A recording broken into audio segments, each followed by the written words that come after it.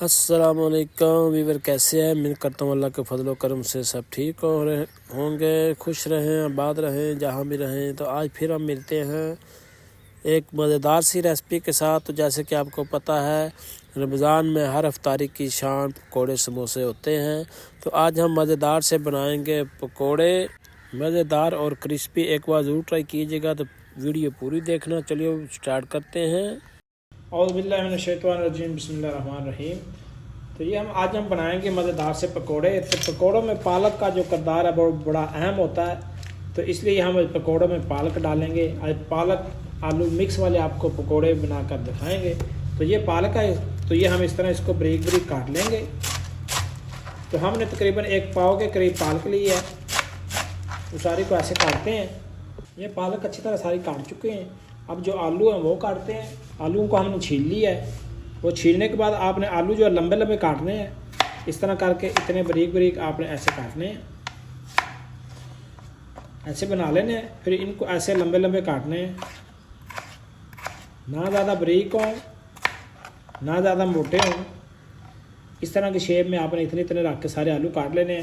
تو ہمارے پاس آلو ہیں تقریباً ½ kg، جو سارے ہم آلو جو ہیں اس طرح کاٹتے ہیں۔ یہ دیکھیں، آلو بھی ہم نے اس طرح سارے کاٹ لیے ہیں۔ آلو پالک ہو چکے ہیں۔ اب اس کے اندر ایک پیاز جو ہے، ایک ہی ہم پیاز ڈالیں گے اس کے اندر، تھوڑا سا بڑا پیاز ہے تو اس کو ہم ڈالیں گے بریک کاٹ کے۔ تو ویڈیو آپ کو، ریسپی آپ کو کیسی لگ رہی ہے؟ اگر اچھی لگ رہی ہے دوستوں کے ساتھ شیئر کریں، ہمیں فیڈ بیک ضرور دیں۔ چینل پہ نیو ہیں تو لائک اور سبسکرائب کرنا نہ بھولیں۔ آپ ہماری ریسپیاں دیکھتے ہیں، آپ کی محبتوں کا بہت بہت شکریہ۔ تو یہ دیکھیں، جس طرح پیاز کاٹ کے آپ نے اس کو ایسے کر لینا ہے، لہدا لہدا ہو جائے، پھر آپ نے ڈال دینا ہے۔ پیاز بھی ڈال چکا ہے۔ اب ان چیزوں کو اچھی طرح تھوڑا سا مکس کرتے ہیں۔ اس کے بعد پھر اس کے اندر کچھ مسالے ہیں وہ آپ ڈالیں گے، وہ جائیں گے۔ 4 ہری مرچیں ہیں، یہ بھی بریک کاٹ کر ڈال دیں۔ یہ تقریباً 2 ٹی اسپون کے قریب ثابت دھنیا ہے، ان کو مسل کے اس طرح ڈال لیں گے۔ یہ ڈال دیا ہے۔ اور چلی پاؤڈر 1 ٹی اسپون جو ہے، 1 سے 1.5 ٹی اسپون چلی پاؤڈر اس کے اندر جائے گا۔ آپ حسب ذائقہ، حسب ضرورت اپنے حساب سے ڈال سکتے ہیں۔ تو ½ ٹی اسپون ساتھ دھنیا پاؤڈر جو ہے یہ بھی جائے گا، اس کی خوشبو بہت اچھی ہوتی ہے۔ 1 ٹی اسپون کے قریب اس کے اندر چاٹ مسالہ جو ہے وہ جائے گا، کیونکہ چاٹ مسالہ جو ہے کھٹا میٹھا اس کے لیے بہت اچھا ہوتا ہے۔ نمک جائے گا 1.5 ٹی اسپون کے قریب۔ آپ حسب ضرورت، حسب ذائقہ اپنے حساب سے اس کے اندر سالٹ ڈال سکتے ہیں۔ اور تھوڑا سا اس کے اندر اس کو کرسپی کرنے کے لیے کارن فلاور جو ہے وہ ڈال دیتے ہیں۔ آہا، آج پھر کرسپی پکوڑے بن رہے ہیں کارن فلاور ڈال کے۔ اچھا جی، یہ ہو گیا۔ اب تقریباً ہماری ساری چیزیں اس کے اندر ڈال چکی ہیں، نمک، مرچ، یہ وہ۔ تو ہلدی جو ہے آپ اس کے اندر زیادہ نہیں ڈالنی، تھوڑی ڈالنی ہے۔ تو ½ ٹی اسپون کے قریب اس کے اندر ہم ہلدی ڈال دیں گے۔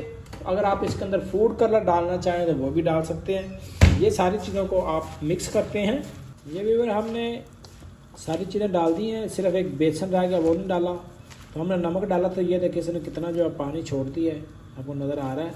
جب آپ نے اگر فوری بنانے ہیں تو نمک ڈالیں، اگر نہیں بنانے تو سارا مٹیریل کاٹ کے ساری چیزیں ڈال کے مکس کر کے رکھ دیں۔ جب آپ نے بنانے ہوں گے نمک اور بیسن، اس وقت آپ نے ڈال کے بنانا ہے۔ تو یہ ہمارا جو ہے سب کچھ ہو چکا ہے۔ اب ہم اس کے اندر بیسن جو ہے وہ ایڈ کرتے ہیں۔ تو بیسن آپ نے زیادہ نہیں ڈالنا۔ یہ دیکھیں، اتنا سا ہم بیسن ایک بار ڈال کے اس کو مکس کرتے ہیں۔ تقریباً آپ نے ½ kg آلو ہو، 1 پاؤ کے قریب پالک ہو، تو اس کے اندر آپ نے تقریباً 1.5 کپ بیسن ڈالنا ہے، زیادہ نہیں ڈالنا۔ اگر زیادہ بیسن ڈالیں گے تو پھر آپ کے پکوڑے جو ہیں کرسپی نہیں بنیں گے۔ اوپر ان کی بیسن کی لیئر جو ہے، بیسن اوپر زیادہ ان کے اوپر لگ جائے گا، تو پھر یہ صحیح طرح سے فرائی نہیں ہوں گے۔ تو 1 مٹھ ہم نے پہلے ڈالی، تو 1 اور ڈال دیتے ہیں۔ یہ دیکھیں، یہ تقریباً 1 سے 1.5 کپ کے قریب بیسن جو ہے ایڈ ہو چکا ہے۔ آپ کو ایسے لگے گا جیسے آپ نے بیسن جو ہے ڈالا ہی نہیں ہے۔ تو پکوڑے آپ کے دیکھنا بڑے مزیدار سے، بڑے کرسپی سے بنیں گے۔ تو پانی ہم نے بالکل بھی نہیں ڈالا، آپ کے سامنے پانی جو ہے نہیں ڈالا اس کے اندر۔ काट के जो हमने वेजिटेबल धोई थी, पालक धोई थी, उसके अंदर भी पानी था। तो फिर जो हमने आलू वगैरह काटे, जब हमने साल्ट लगाया नमक, तो उसकी वजह से वेजिटेबल ने और पानी छोड़ दिया, तो हमें पानी की ज़रूरत नहीं पड़ी। तो आप इस तरह मिक्स करके देख लें, अगर आपको पानी की ज़रूरत पड़े तो आप थोड़ा सा जो है छट्टा लगा सकते हैं, अगर बेसिकली नहीं पड़ती। इस तरह हमने ये देखो बना लिए हैं। अब इसी तरह पकड़ के इस तरह करके साइज जो है पकौड़ों का वो डालेंगे, अच्छी तरह आपने मिक्स कर लेना है। तो आपके पास कोई अगर साहब के रोज़े हैं तो ठीक है, नहीं है तो अगर किसी को आप चखाना चाहें, कोई बच्चे वगैरह को इसका नमक मर्चा उसको टेस्ट करा सकते हैं, ठीक है, या जो भी है।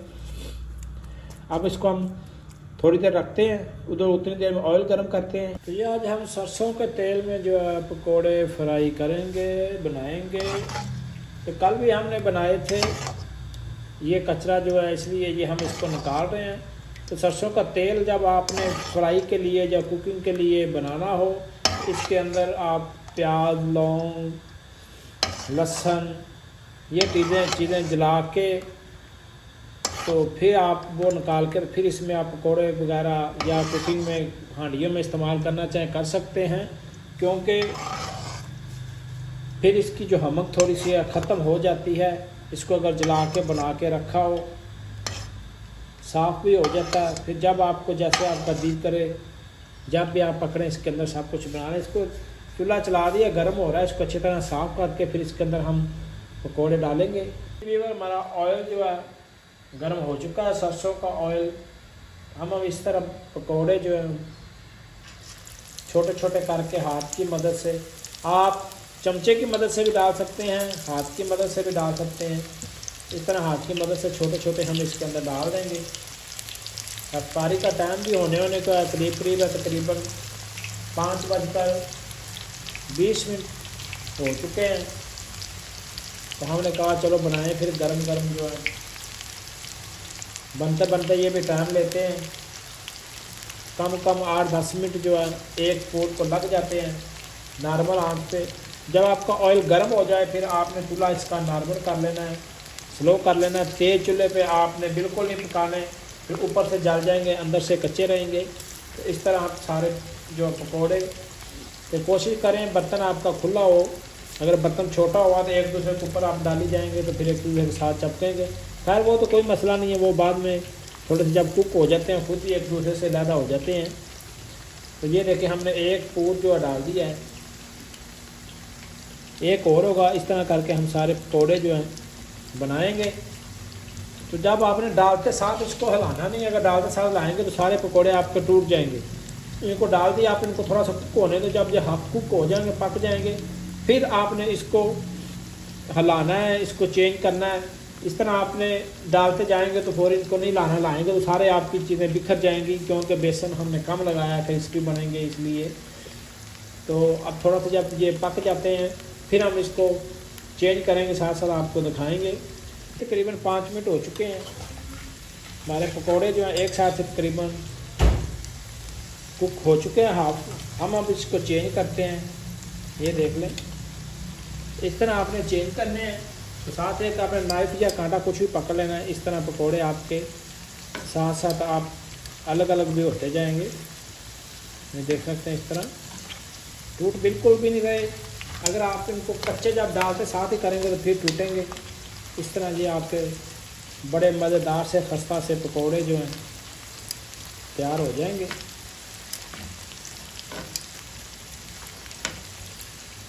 अब आप अगला प्रोसीजर आपने ये करना है, इनको वक्फे से आपने हिलाते रहना है, क्योंकि एक जगह पे पड़े रहेंगे, एक जगह पे इनको सेक लगेगा, फिर वहाँ से जल जाएंगे, दूसरे कच्चे रह जाएंगे। तो अब आपका प्रोसीजर जो है शुरू हो चुका है इनको हिलाने का। आपने वक्फे से हिलाते रहना है। अगर आप चैनल पे न्यू है तो लाइक करें, सब्सक्राइब करें और बेल का बटन दबाएं, आने वाली रेसिपी बासानी आप तक पहुंच सके। वीडियो अगर अच्छी लगे दोस्तों के साथ शेयर करें। आप हमारी रेसिपियाँ देखते हैं, आपकी मोहब्बतों का बहुत बहुत शुक्रिया। हमारे पकौड़े हो चुके हैं, आप देख सकते हैं, बड़ा अच्छा सा कलर आ चुका है माशाल्लाह। बड़े क्रिस्पी से पकौड़े तैयार हो चुके हैं। तो क्रिस्पी करने के लिए सारा ये पालक का कमाल है, पालक से बहुत पकौड़ा क्रिस्पी होता है। और सबसे बड़ी बात, बेसन हम ठोक के ज़्यादा डाल देते हैं, तो फिर वो अंदर से कच्चा रह जाए तो इतना क्रिस्पी बनता भी नहीं है। आप बेसन बिल्कुल कम डालेंगे तो आपका पकौड़ा बड़ा खस्ता और बड़ा VIP स्पेशल सा तैयार होगा। अब इनको निकालते हैं। ये मैंने पकौड़े निकाल लिए हैं, डिश आउट कर लिए हैं। हमारे मज़ेदार से बड़े खस्ता और क्रिस्पी पकौड़े आप देख सकते हैं, आवाज़ें आ रही हैं। ये देखें जी, बड़े प्यारे से पकौड़े तैयार हो चुके हैं। आज तक के लिए यही रेसिपी थी। इंशाल्लाह जल्द मिलेंगे अगली रेसिपी के साथ। अपना और अपनी सेहत का ख्याल रखना। अल्लाह हाफिज़।